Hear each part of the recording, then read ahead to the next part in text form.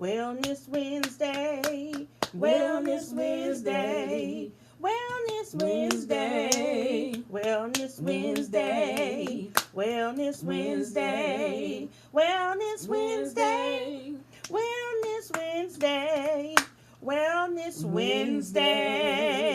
Yeah. Welcome back, everybody. We are here again for a Wellness Wednesday podcast. Yay!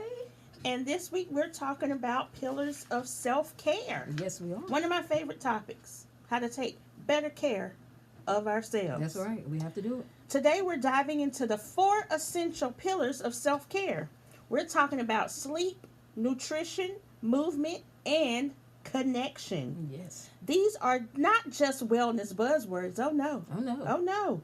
They're scientifically backed foundations that help you function, flourish, and feel your best self. I like that. Me too. We need to feel our best self. We need to.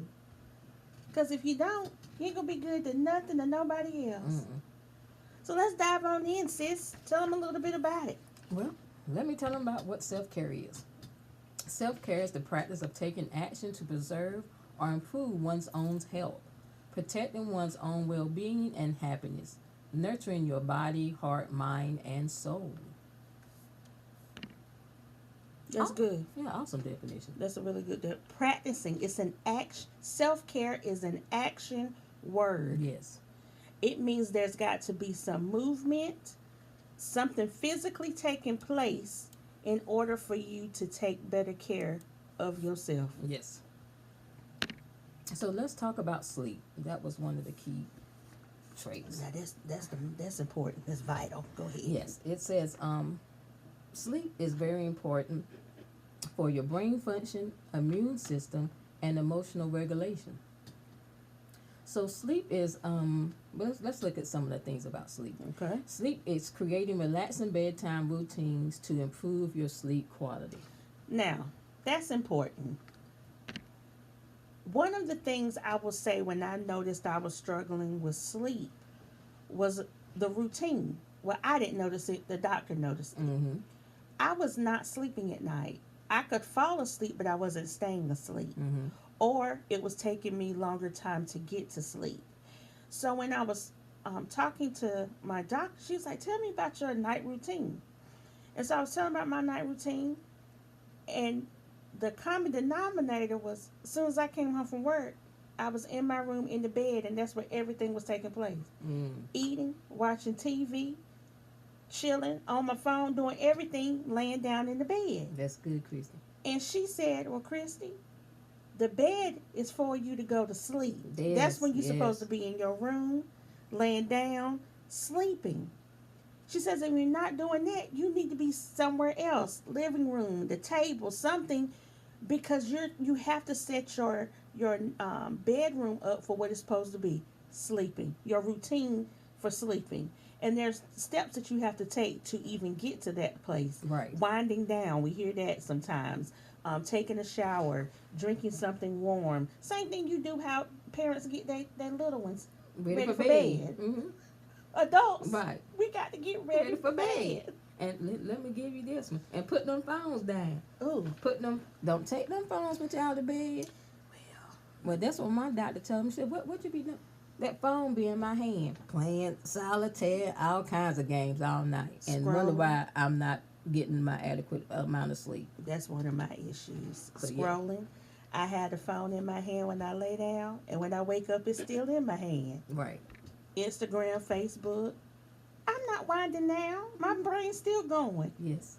You think that's not affecting you, but it really is countering the sleep that you need to have, because we're supposed to be getting into REM sleep at some point. That's your deep sleep. That's where your body resets and recovers.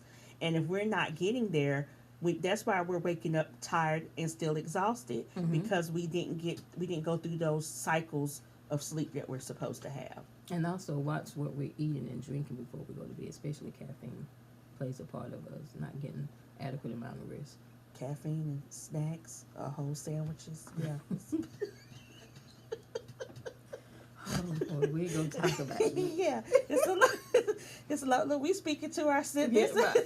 This is for us this week. Yes. It's a lot of things that we really should take. You should take note of your nighttime routine before you're going to bed.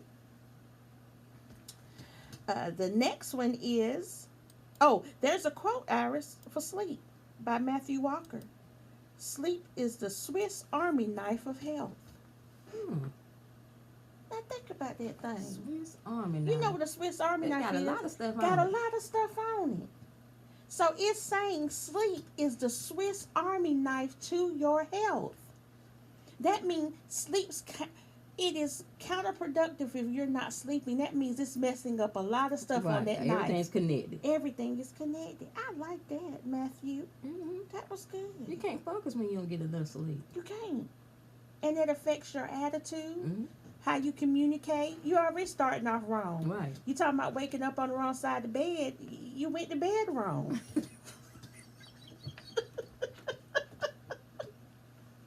Very wrong. We got to start going to bed right so we can get up right. Yeah. No, that's good. That's good right there, ain't it? The second pillar is nutrition. Nutrition, self-care ideas. Stay hydrated and eat balanced meals to support overall well-being. Now, that's important too.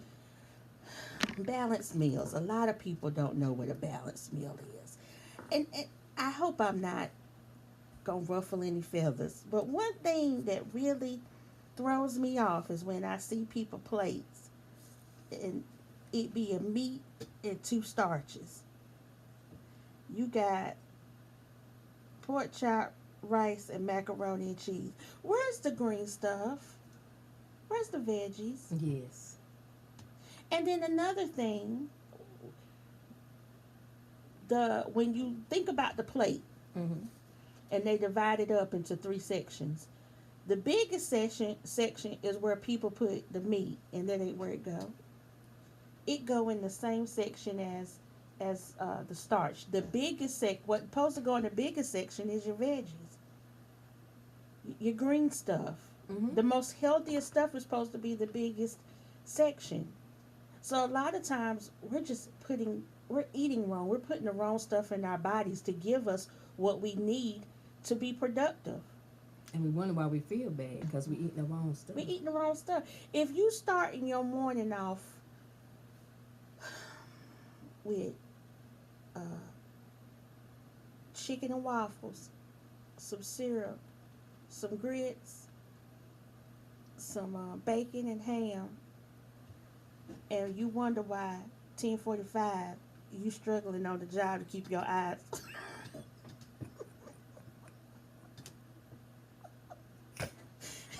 you struggling to keep your eyes open. You just had a whole buffet in the morning and think your day is just about to be the best. Yeah, that's gonna bring your energy level down. That's bringing you down. You need to start off light. So those are things we have to consider and look at how our day is going. The self-care, what are we putting into our bodies? Another thing, go back to that before me. So make time for regular check-ins with your therapist and your doctor. We're talking about, I have seen a nutritionist. I have seen my primary care doctor. There's different people that play into your nutrition. There's things, that's why I learned these things. I figured out I'm eating wrong. I figured out I'm not drinking enough water. Right. We think that 8 glasses a day is for everybody. It's not. Some of us have to have more water intake a day because of our bodies. We're built differently. So that same thing does not apply to everyone. So that's why you have to have consultations with your doctor. Right. Practice mindful eating by savoring each bite and paying attention to your food. A lot of times we just be eating fast. We don't even schedule our breakfast and lunches and dinner properly because we're concerned with doing other things. I'm a eat on the run. How that makes sense? I'm glad you're running, but are you really running?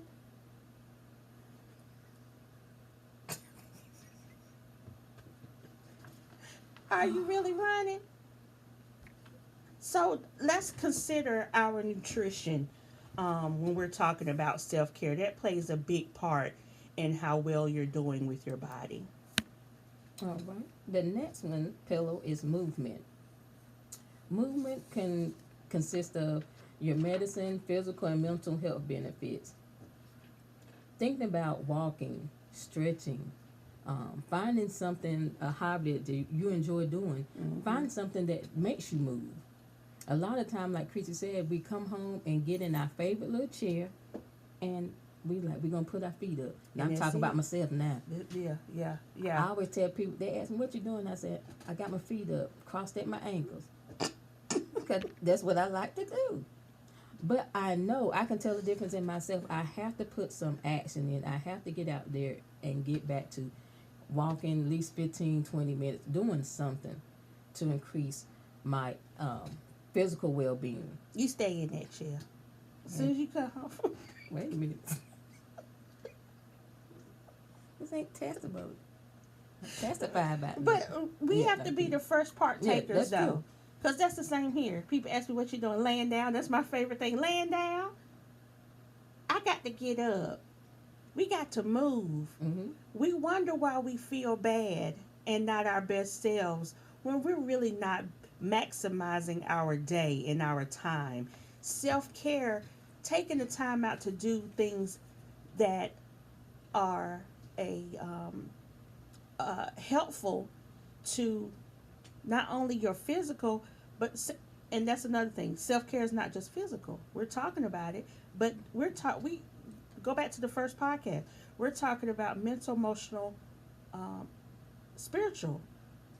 All of that is under the umbrella of self-care. What are we doing in each of those categories to better ourselves? And making sure we're moving is another thing. And moving could be going to church. Moving could be going to the gym. Moving could be going to the movies. Doing something productive where you're not your normal routine, like me, coming home. I go to work, I come home, I lay down, and that's what I'm doing for the next 12 hours until it's time for me to start. If that's the same cycle you're doing over and over again, you're not seeing any progress. And I thought about myself again, Chris. Okay. When after I done had a stressful day at work, I may come home and just eat myself out of that stress and just sit down. I'm going to find me something good to look at. Something good on Netflix. Right. And I got all my snacks right there on that table beside your recliner. So this is helping me tonight. We got to do better. We got to do better. We do. We set up ourselves for comfort. We got our recliners, our little table, and then we get our snacks. We can plan that out. Get me a good Netflix series and chill. Ain't moved for hours. But let's reverse that thing and plan for what are we doing productive. Right. Instead of coming straight home, maybe I can go to the park. Or maybe I'll go to the library. Maybe I'll do something that's going to relax my nerves. Or I like to drive around and listen to gospel music. Really relaxes me. De-stresses from the hard days and the conversations that I have to have day in and out. So maybe that's something I need to do. Take another little drive around before I come home. That's just something small that can reset how I'm feeling. That's good.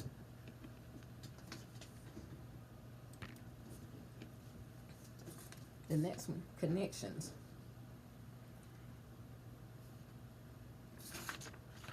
Connection is the human humans are wired to connect with people, not to be lonely and isolate themselves. So we need to daily we're around our peers, we're around our family. So we have to build strong ties, strong connections. Yeah.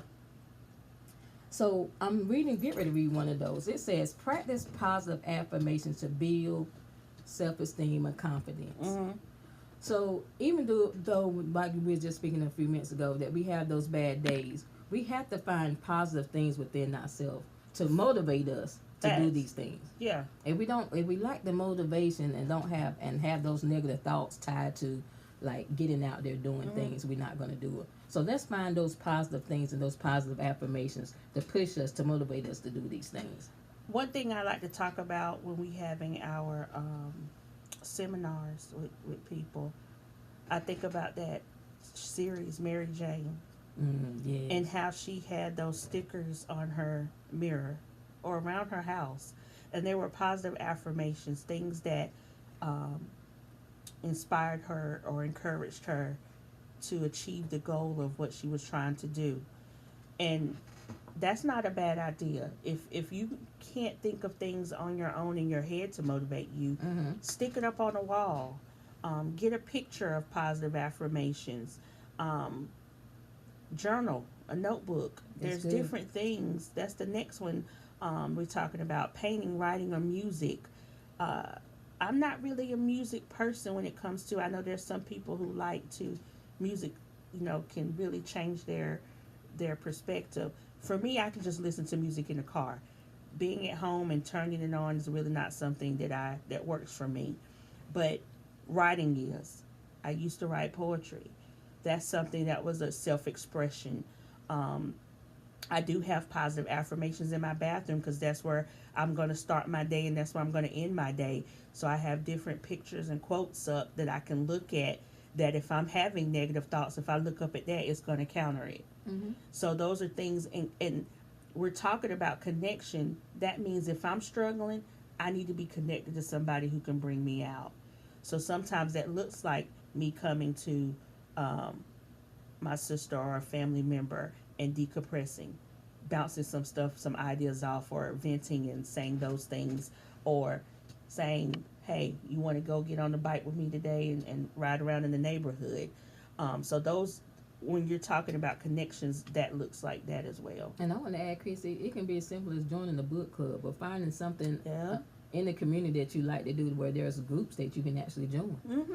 Local libraries. If you go on their websites, they have different things that they're doing, especially during the summertime because kids are out of school. So they have different people coming in who do. I know Barnes and Nobles. Sometimes they have authors coming in doing book signings and readings. If you're interested, find things that you're interested in. There's a lot of apps out there about social connections, and we talking about being safe now, Mm-hmm. where you're being in a public place and doing stuff that you enjoy. People who like, there's a bicycle club that if I was really athletic, I would love to join. The cycling. The cycling Mm-hmm. club that I see on Instagram. So there's different things out there. If you want to try it, do it. Take the initiative. If you try it and don't like it, you can say, "Hey, I checked that off. That's not for me. Let me figure something else out." Another self care is practice positive affirmations to build self esteem and confidence. We talked about that. Learning to say no, to avoid overcommitting and protect your energy. Now, come on, somebody. No is my favorite word and sentence and period. I think I told it before. I'll say no before a person even finish asking me what they, and they'll be like, okay, wait a minute, let me hear what you have to say first before I say no. Right. And you're going to still say. I'ma still say, but I'ma listen. I'ma listen because when you have been someone who you're a people pleaser, or you're afraid of disappointing someone, or people thinking something of you because you won't commit to what they want or ask of you, that is a struggle that a lot of people have. Mm-hmm. And the fear of saying no is very high. I don't have that. I overcame that a long time ago. My mama taught me that in elementary school. I love to tell this story. I was my mother was a prepared parent. So I had all my supplies and stuff I needed in elementary school. And kids every day would ask me for paper, pens, pencils. And I came home and I was just mad one day. And I was telling, Mama asked me, how was your day, Kristen? I said, it was good, but I'm tired of people asking me for my stuff. And Mama said, Kristen, you can say no. And I looked at her and said, I can. She said, yeah. Should have never told me. So now you just went crazy with it. And I've never stopped since. That was a boundary I needed for myself. And that's a boundary that a lot of people need to set, learning how to say no to people. And it's okay. Don't feel bad about it. And let me say this, because some people can't make connections because of past things, past hurts, That's past good. situations. Mm-hmm. So we have to identify that first. Get past that. I like this here. It says, practice self-compassion and forgive yourself for past mistakes. Oh, I put up a post yesterday about forgiveness. I was looking at a podcast about forgiveness, and I think the thing that came to my mind was how I had to I had to ask people for forgiveness for not being my best self in their worst moments. Mm-hmm. Because a lot of times you get caught up in whatever the issue is and the energy behind it. And we don't consider, especially when you have done the work and you know better, Mm-hmm. and you see the person across from you struggling, you don't give them grace. Mm-hmm. And so I have to take my feelings and my emotions out of the situation sometimes because it's not even about me. Right. This person across from me is struggling. Mm-hmm. And I need to be my best self to try to help them and give them what they need. Right. And if I can't, I need to find somebody who can. Mm-hmm. And a lot of times we don't ever get to that point because now that deters the relationship. A lot of people don't come back from that. I don't talk to you for weeks and months and years. I don't talk to my parents because of such and such.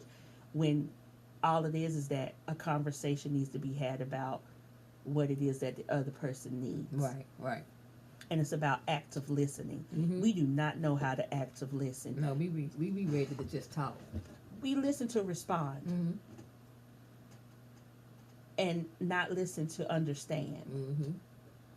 A lot of times there's misconceptions and miscommunication because we're making preconceived notions about whatever the person is going through instead of really listening to them. And that's a part of self-care. Yeah. All of this is. Mm-hmm. Connections. You need connections with people. It's vital. Isolation is dangerous, people. Very. It's good to have, but there's a balance. You can't isolate yourself. When you get too comfortable with loneliness, it's hard to come back from that because you do find a sense of peace in that and solace. And then you forget what it's like to have connections with people. You be like, I don't have to be around people. We can say that all the time. I find myself saying that sometimes because I am comfortable with being by myself. But I know that sometimes I have to step outside of that and connect with other people to replenish and get what I need. That's good, but like you said, Chris, me time is okay. Mm-hmm. But let's not soak in it. There you go. Yeah. Where it just turns into time. Yeah. It's just you. Yeah, it's okay to take that personal break. Yeah. But there has to be a balance with that. Right. So self-care can be all of these things. You're talking about building connections, nutrition, and sleep. All of this is vital in being a better person, wholeness. The whole point of this podcast is wellness. All of this is what we need to be well, Mm-hmm. well-rounded adults Right. and individuals, and even children. They need the same thing. And so this is something that people really need to make a priority. Self-care. Take time for you. You know, we wear a lot of hats.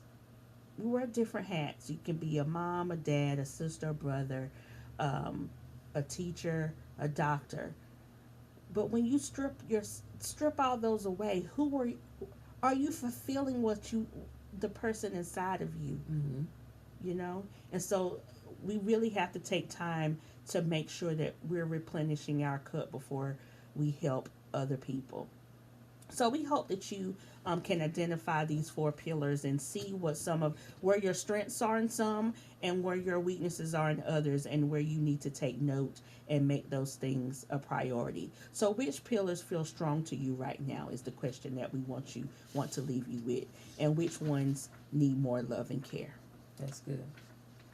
Next week we'll be coming back with why therapy isn't just a crisis. Oh, that's good.